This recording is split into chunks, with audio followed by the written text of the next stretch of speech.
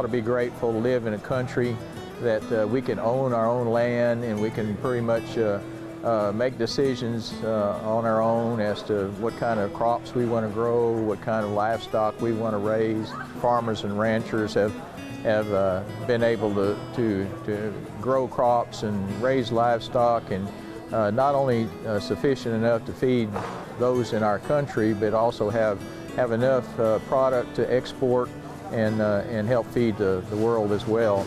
A simple message, but one that needs to be told over and over again. We do not take our responsibility for granted, but many of today's consumers do, assuming that supermarket shelves will always be full. The dynamics of our market are so volatile and changing so quickly that we need to take the responsibility as producers and stay informed of what's happening within our industry so that therefore we can go to our lawmakers. The greatest challenge agriculture has is the increased urbanization of our country. Cities expanding and all of that. We can't eat nothing out of their expansion.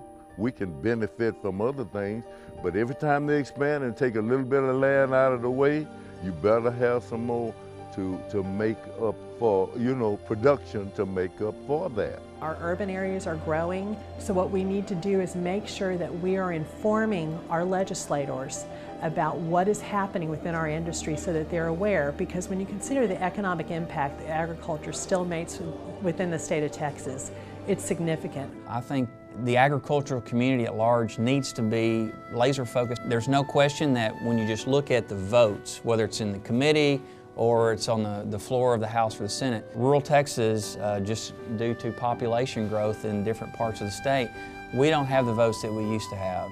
We need to tell our story as loudly and as often as we possibly can, but we can't just stay engaged one time a year. We need to talk about it every day. We need to be willing to engage in conversations with people who are not like us. We can't blame our city neighbors for not understanding what we do as producers. So we need to take the responsibility, engage in conversations with people who know nothing about what we do so that they can appreciate the food and fiber that they get to enjoy and where it's coming from. Agriculture has always had ups and downs. Sometimes the roller coaster ride can go faster than we like, but most of the time we know how to hold on. Cow-calf man, he's seen the value of that calf go from $1,400 or $1,500 a couple of years ago to $600 or $700 this year. The corn farmer's gone from $8 corn a few years ago to $3.50 or $3.20 this year. It's been a pretty tough year, but I think we've all managed to figure out a way to survive and make it work. We've been through one of those years that you hope doesn't happen very often. We had extremes, weather extremes. Agriculture's greatest challenge, the need to educate the consumer. It will be our most critical mission. As the Farm Bill is being negotiated, the voice of the few gets drowned out by those talking with their mouths full. Everyone always asks, why do we have a safety net for agriculture? And frankly, agriculture is different. Agriculture is food. Agriculture has a tremendous amount of weather risk. Agriculture has a whole lot of price risk. That is what the safety net is there. Unfortunately, we're in a price situation where it's going to mean the difference between staying in business and not staying in business. The American consumer today, food consumer, enjoys the most abundant and safest and affordable food and fiber supply of any developed country in the world. And it's because of the hard work, sweat equity, and risk-taking and the Farm Bill safety net that production agriculture relies on to stay in business. It's a national security issue as well. A country that can feed itself is much more secure than one that can't. As I look at the Farm Bill, it's delivering. You can hate it, you can love it, but it is delivering the most affordable food supply of any developed country in the world. This isn't a farm bill.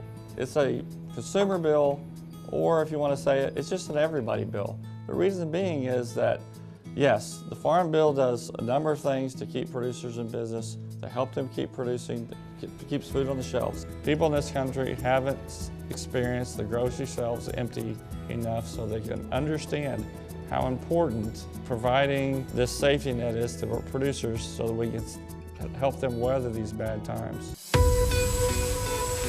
Agriculture, science, and technology must work together to be able to feed the world. We couldn't feed the extra 3 billion people on this earth that are predicted to be here by 2050. We couldn't feed them today. Production agriculture is going to have to be the leading edge of science and all those things to be able to make sure we can do that, because we're going to add people who eat faster than we can add new dirt that can be farmed. So every acre that's farmed has got to be more productive.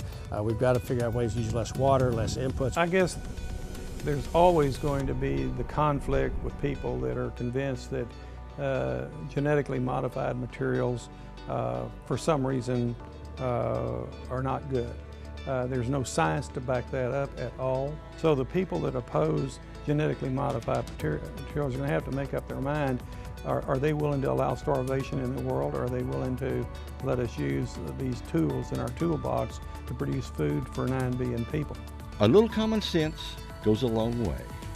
The problem is, it's not contagious. There's a lot of money to be made by controlling what environmentalism is, and there's a lot of money to be made by convincing people that the sky is falling and that everyone or whoever they choose to point at is responsible for it. There's not as much money to be made by pointing out, hey, American agriculture is not only feeding and clothing the world, but we're actually doing a really pretty good job of taking care of the environment. There's no such thing as good food and bad food. There's no such thing as small is good, big is bad.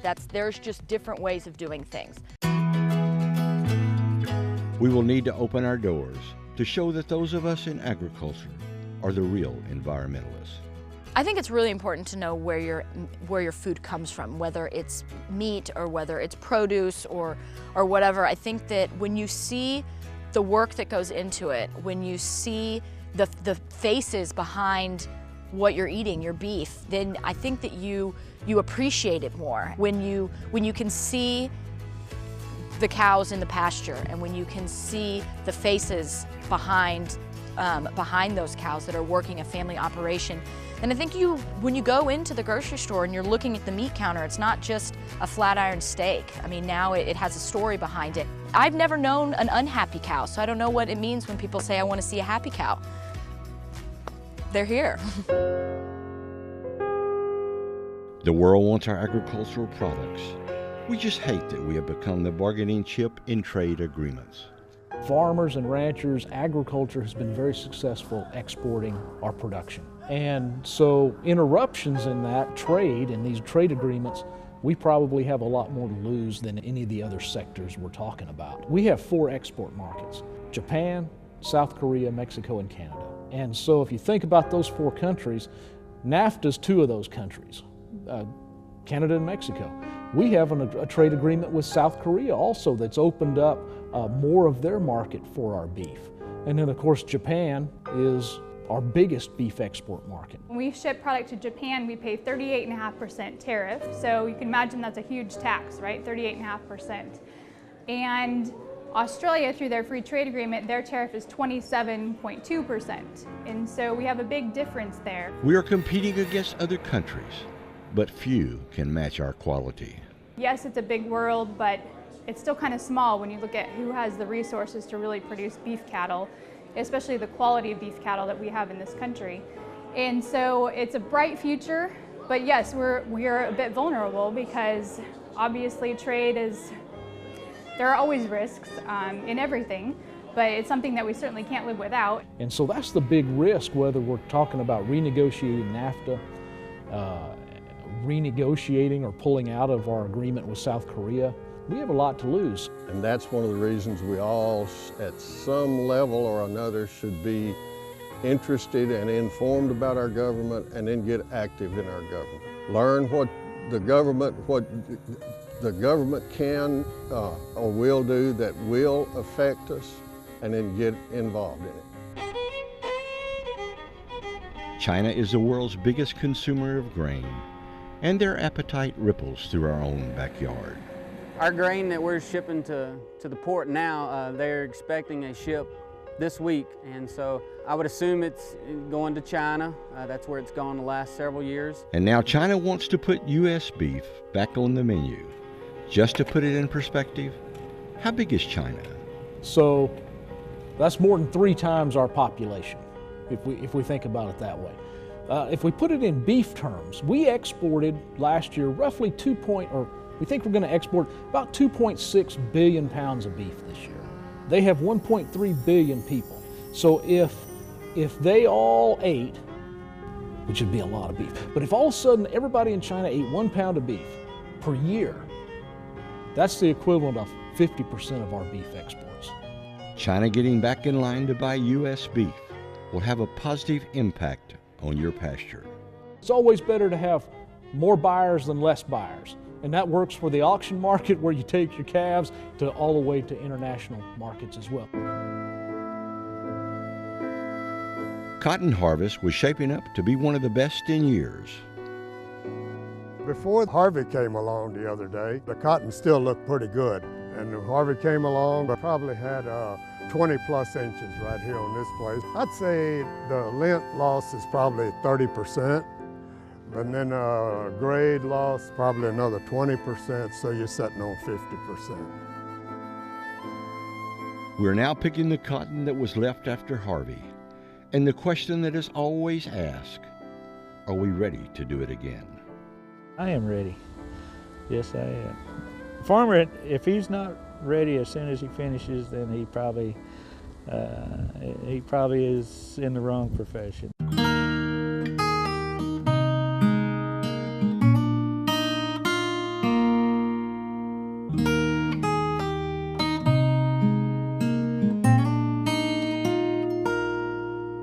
A young woman said that her grandfather once told her that at times in your life you will need a doctor, a lawyer, or a police officer, but you will need a farmer every day, 3 times a day.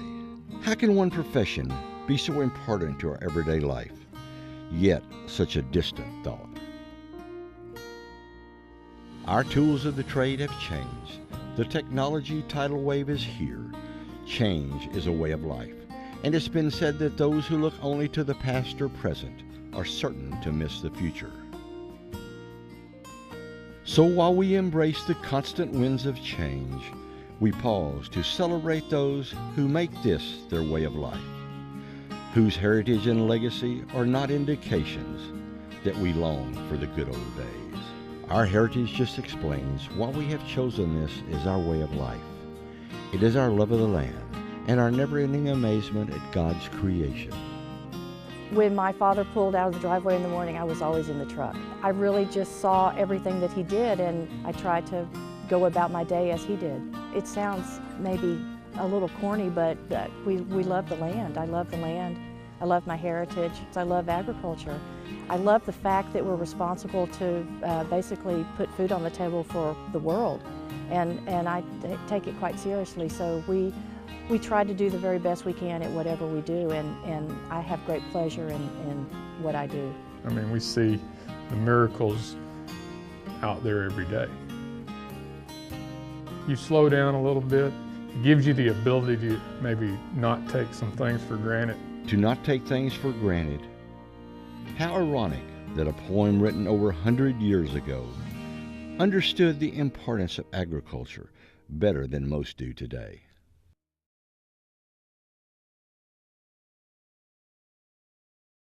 The king may rule over land and sea. The lord may live right royally.